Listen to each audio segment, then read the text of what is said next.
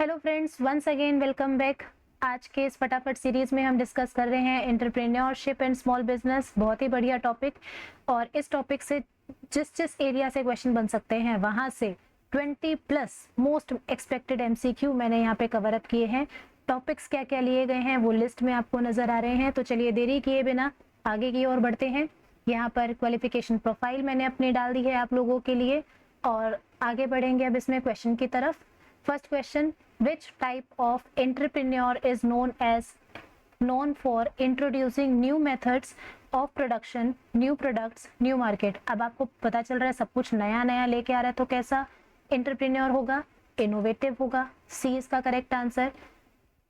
ये जो innovative entrepreneur होता है, strongly supported by economist Joseph Schumpeter. यहाँ पर मैंने ये आपके लिए एक एडिशनल एमसीक्यू का सब पार्ट यहाँ पर आपके लिए हाईलाइट कर दिया है, इसको अपने नोट्स में लिख लेना।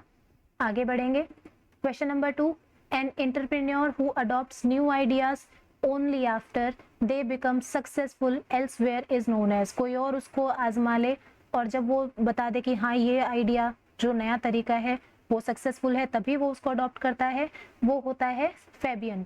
देखिए इसको याद करने की ट्रिक तो कुछ बनानी पड़ेगी, नहीं तो सारे मिक्स हो जाते हैं।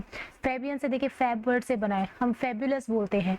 जब एक पर्सन एक आइडिया को देख के बोले फैबुलस, कि किसी और ने उसको अप्लाई किया, बहुत अच्छा रिजल्ट निकाल के दे दिया, और फिर वो दूसरा एंटरप्रेन्योर देख के बोले फैबुलस, तुमने बहुत अच्छा आइडिया ढूंढ के निकाला, चलो मैं भी अब इसको यूज करता हूँ, तो वो होता है फैबियन। जब दूसरे को देखेगा, समझेगा कि ठीक है, तभी यूज करेगा, वो फैबियन है। जब उसको दूसरे का आइडिया फैबुलस लगता है तभी वो अडॉप्ट करता है। ऐसे ही आड़े टेढ़े आइडियाज अपने आप ट्राई नहीं करता। यहाँ पर इसकी डिटेल है। वो अवॉइड करता है रिस्क टेकिंग, स्टेबिलिटी को प्रेफर करता है। ये डिटेल अगर आप वीडियो को पॉज करके लिखेंगे या पढ़ेंगे एक बार तो ज्यादा ठीक रहेगा फटाफट सीरीज को, नहीं तो मैं यहाँ पर स्लो सीरीज बना दूंगी। आगे बढ़ते हैं। Question number 3, which type of entrepreneur refuses to adopt changes even at the risk of losses in the business. अब ये तो बड़ा ही ढीठ तरह का एंटरप्रेन्योर है। ये क्या बोल रहा है भाई, लॉस हो गया तो भी मैं नहीं मानने वाला हूं, मैं चेंज नहीं करूंगा, मैं तो जो पुराने ट्रेडिशनल तरीके से चल रहा हूं वही करूंगा। तो यहाँ पर रहेगा ड्रोन एंटरप्रेन्योर। अब आपका डाउट आता है ड्रोन को कैसे याद करें। देखिए ड्रोन क्या होता है, वो एक मशीन जिसपे कैमरा लगा हुआ है, आसमान में उड़ती है और आसमान में उड़ के वहां से कैमरे से कैप्चर करती है क्या क्या कुछ चल रहा है। तो ये एंटरप्रेन्योर भी ऐसा होता है, अपने एरिया में बैठा अपना ट्रेडिशनल तरीके से काम करता रहेगा और दूसरों के बिजनेस पे नजर, बस ऊपरी ऊपरी नजर रखेगा, इम्प्लीमेंट कुछ नहीं करेगा, लेना देना कुछ नहीं है, बस क्या रखेगा, नजर।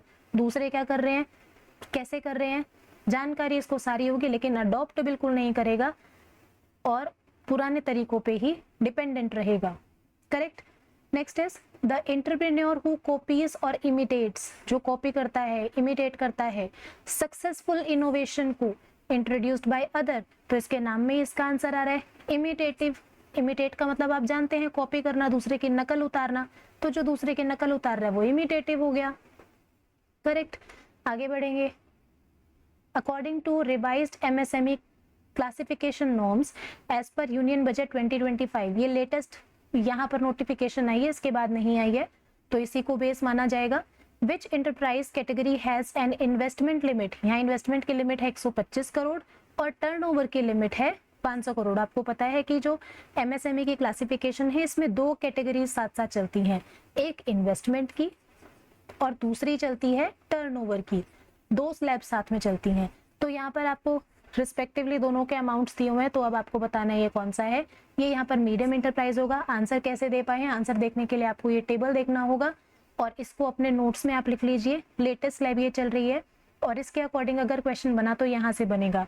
अब आप बोलेंगे हमारे सिलेबस में तो MSME एक्ट 2006 है। देखिए एक्ट तो 2006 सिलेबस में लिखा हुआ है, पर अगर एग्जामिनर आ जाए MSME एक्ट की रिवाइज्ड डेफिनेशन पे कि आज के डेट में जो 2025 में अब आई है इसकी डेफिनेशन, नई MSME की क्लासिफिकेशन, तो हम क्या कर सकते हैं, तो अपने आप को सेफ जोन में रखने के लिए हम क्या करेंगे, इन्वेस्टमेंट की सारी लिमिट्स और टर्नओवर की सारी लिमिट्स को याद रख लेंगे, अपने नोट्स में लिख लेंगे।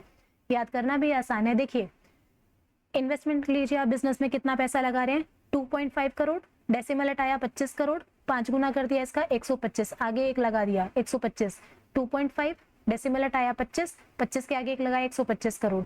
ये इसका यहाँ पर कितना है 10 करोड़। अगर हम टर्नओवर की बात करें, आप बिजनेस में 2.5 करोड़ लगा के 10 करोड़ कमा रहे हैं, 4 गुना, इसको आप 4 गुना कह सकते हैं, 4 टाइम्स। 10 के आगे एक जीरो लगा 100 और ये इसका 500, ये इनका 4 गुना है सभी का। ये 25 करोड़ का 4 गुना और ये 125 का 4 गुना। इस तरीके से याद कर लो। तो कुछ ना कुछ ट्रिक लगा के तो याद करना है, करना ही पड़ेगा। अब बस सिर पे पेपर है, अब कोई ऑप्शन नहीं है, लिखेंगे अपने नोट्स में, याद करेंगे और पेपर में सही आंसर मार्क करेंगे अगर यहाँ से क्वेश्चन बन जाता है तो। आगे बढ़ते हैं। Who among the following is considered the captain of industry? अब इस पे ज्यादा टाइम हम नहीं लगाएंगे। एंटरप्रेन्योर, कैप्टन ऑफ इंडस्ट्री से ही क्लियर हो रहा है कौन है जो बिजनेस को, इंडस्ट्री को चला रहा है, तो वो एंटरप्रेन्योर हो गया। An entrepreneur differs from a capitalist. Capitalist कौन है, जो पूंजी लगाता है, पैसा लगाता है बिजनेस में, कैपिटल लगाता है। Because an entrepreneur mainly, entrepreneur क्या करता है, एंटरप्रेन्योर रिस्क बियर करता है और ऑर्गेनाइज करता है सारी बिजनेस एक्टिविटी। कैपिटलिस्ट तो क्या करेगा, सिर्फ मनी लगाएगा, पैसा लगाएगा और तमाशा देखेगा कैसे काम हो रहा है। वो तमाशा करेगा कौन, ये कौन क्रिएट करेगा सारा खेल, एंटरप्रेन्योर। वो रिस्क बियर करेगा और सारी चीजें ऑर्गेनाइज करेगा। आगे बढ़ते हैं। Which quality of an entrepreneur helps us in identifying future business opportunities and market trends? Future में आप क्या होने वाला है और क्या मार्केट ट्रेंड रहने वाला है, कैसे आप बताएंगे। अर्ली स्टेज पे आपको कैसे पता लग जाएगा, जब आप अपनी फोरसाइट अच्छी रखेंगे, दूरदृष्टि से आप काम लेंगे, तो फोरसाइट यहाँ पर करेक्ट आंसर बनेगा। आगे बढ़ते हैं। The ability of an entrepreneur to continue business despite uncertain outcomes is referred as. उसको पता है कि आउटकम जो है वो गलत भी हो सकता है, अनफेवरेबल भी हो सकता है, पर वो टिका हुआ है। क्यों टिका हुआ है, क्योंकि वो रिस्क बियरिंग उसका मेन एलिमेंट है, रिस्क वो लेता है, क्योंकि रिस्क लेगा तभी तो प्रॉफिट मिलेगा। क्वेश्चन नंबर 10 पे आ जाते हैं। Entrepreneurs who start a business using their own, यहाँ ये वर्ड इंपॉर्टेंट है, innovative ability and without any और एंटरप्रेन्योरियल फैमिली बैकग्राउंड, परिवार से कोई साथ नहीं मिला, खुद उसने स्क्रैच से स्टार्ट किया है, तो ये कौन सा एंटरप्रेन्योर होगा। इसकी क्वालिटी नजर आ रही है मुझे, फर्स्ट जनरेशन एंटरप्रेन्योर से। ये इंपॉर्टेंट है, ये क्वेश्चन अभी किसी एग्जाम में देखा नहीं गया है, तो आप इसको ध्यान रखेंगे, first generation.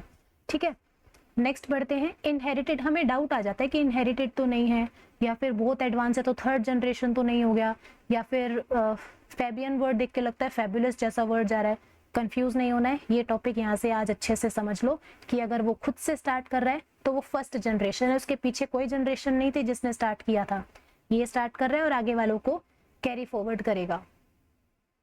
Next is entrepreneurs whose parents and grand parents were already engaged in business. देखो पेरेंट्स पे जाते हैं तो सेकेंड जनरेशन, पेरेंट्स से ऊपर वाली पीढ़ी भी हमने ले ली, थर्ड भी जनरेशन ले ली, तो वो थर्ड जनरेशन में आता है। यहाँ पे पेरेंट्स और उनसे ऊपर वाले भी ले लिए, तो यहाँ पे करेक्ट आंसर बनेगा हमारा 11th का बी, थर्ड जनरेशन एंटरप्रेन्योर्स। यहाँ इसकी डिटेल यहाँ पर। आगे बढ़ते हैं। As per revise startup India norms 2026, ये नई नॉर्म्स आई हैं।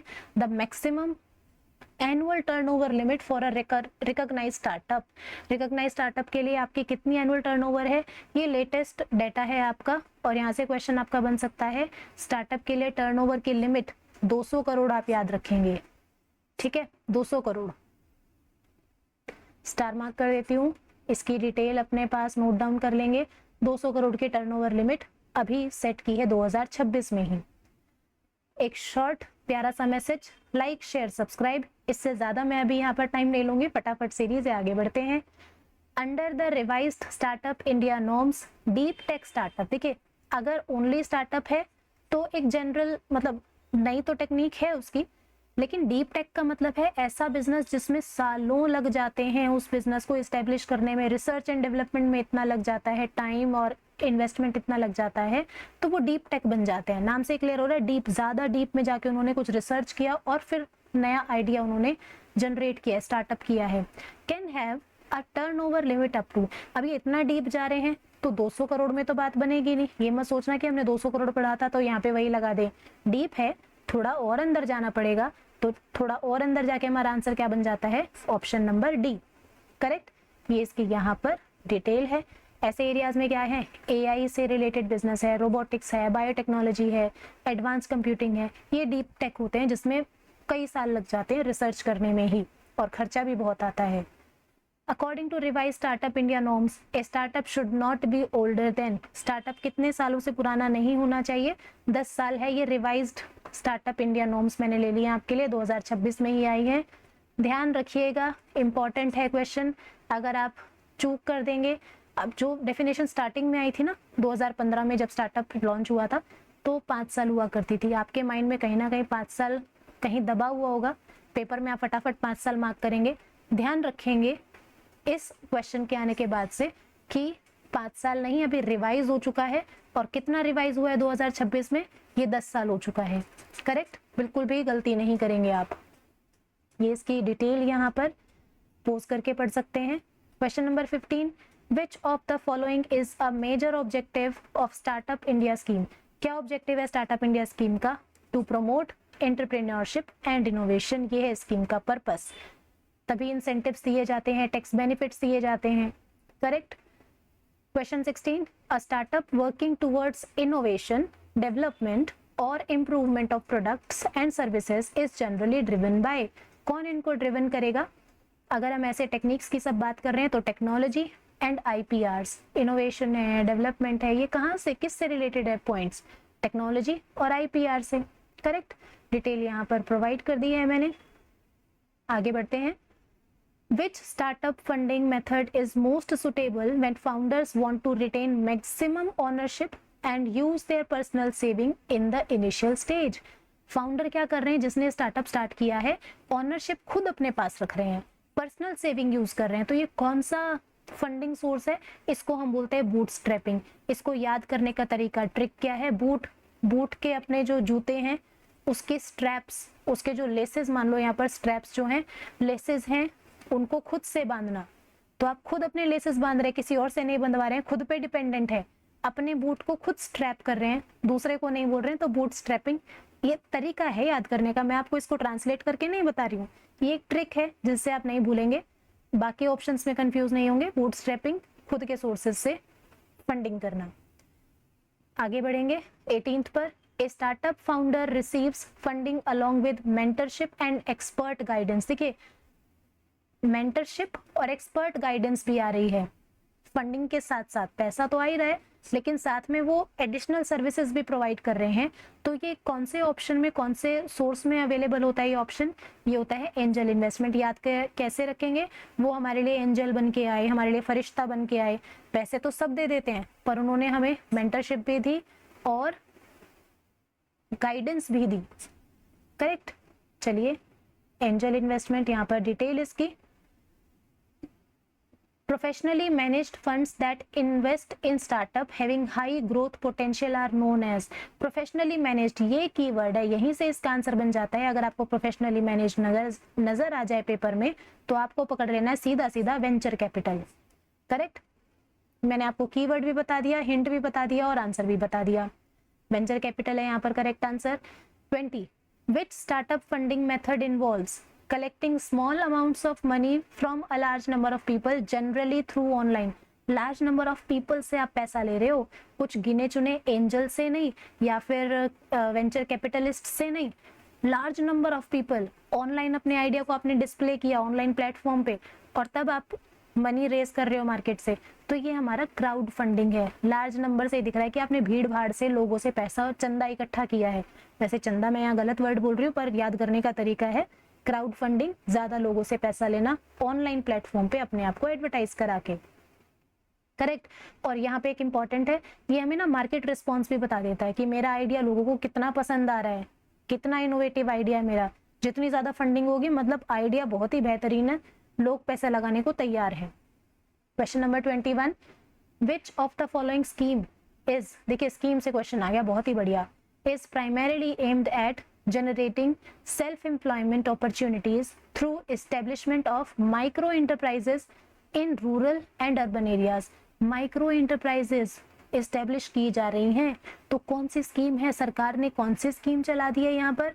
करेक्ट आंसर हमारा बनेगा ऑप्शन नंबर बी, PMEGP। अब आप बोलेंगे हमने तो ये स्कीम सुनी ही नहीं, लो सुन लो और देख लो, स्क्रीनशॉट ले लो, अपने पास नोट्स में लिख लो। Prime minister's employment generation programme, मैं यहाँ स्टार मार्क कर रही हूँ क्योंकि फुल फॉर्म से भी क्वेश्चन बन सकता है, फुल फॉर्म जरूर अपने पास लिख लेना। इसमें क्या करते हैं, सेल्फ एम्प्लॉयमेंट को प्रमोट करने के लिए माइक्रो एंटरप्राइजेस बनाई जाती है, ये इसका कीवर्ड है, माइक्रो एंटरप्राइजेस बनाना। अब ये माइक्रो एंटरप्राइजेस क्या है, छोटी यूनिट्स बिजनेस की लगाना, जिससे लोग जो एंटरप्रेन्योर्स हैं या फिर यूथ है वो बिजनेस को स्टार्ट कर सके। आगे बढ़ते हैं। Which of the following best differentiates an entrepreneur from a manager? Manager से कैसे अलग है एंटरप्रेन्योर? तो इसका आंसर है रिस्क तो कहीं जाएगा ही नहीं एंटरप्रेन्योर से, रिस्क वाले पॉइंट को छोड़ना मत। अब आप बोलोगे रिस्क यहाँ भी है, लेकिन रिस्क कौन बेयर कर रहा है, मैनेजर। नहीं, मैनेजर रिस्क बेयर नहीं करता, वो तो अपनी सैलरी लेता है और काम करता है, डिसीजन बता देता है कि ये डिसीजन ठीक होगा, और वो रिस्क डायरेक्टली बेयर नहीं करता है। लेकिन एंटरप्रेन्योर डायरेक्टली रिस्क बेयर करता है, और मैनेजर क्या करता है, एग्जीक्यूट प्लान्स, ये डिसाइड करेगा क्या होना है, कैसे होना है। चलो इस प्रोजेक्ट को स्टार्ट करते हैं। Manager follows the overall direction given by the entrepreneur.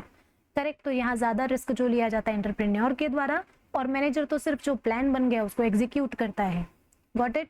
यहाँ पर इसकी डिटेल मैंने यहाँ पर डाल दी है, क्या क्या डिफरेंसेस है इनके बीच में, कैपिटल और सैलरी आप देखेंगे सब, मैंने पॉइंट्स इसमें डाले हैं, बढ़िया पॉइंट्स इसमें डाले हैं डिटेल में। Thank you. स्लाइड आगे, आज की आखिरी स्लाइड। आप सभी का बहुत बहुत धन्यवाद, आप यहाँ तक जुड़े, आपने बहुत ही बढ़िया क्वेश्चंस यहाँ पर देखे, समझे, पढ़े। आप स्क्रीन को पोज कर करके वो जो डिटेल्स है एक बार जरूर उनसे गो थ्रू करना। नए पॉइंट्स जो मैंने आपको बताए अपने नोट्स में लिख लेना, क्योंकि यहाँ से क्वेश्चन बनने के चांसेस बहुत ज्यादा हैं। और वो बात अलग है, देखिए एग्जामिनर के मन में आता है टेढ़े मेढ़े सवाल बनाना, जो हर पेपर में आपको मिलते हैं। अब इससे डीप में वो आगे जाएगा तो कहीं भी जा सकता है।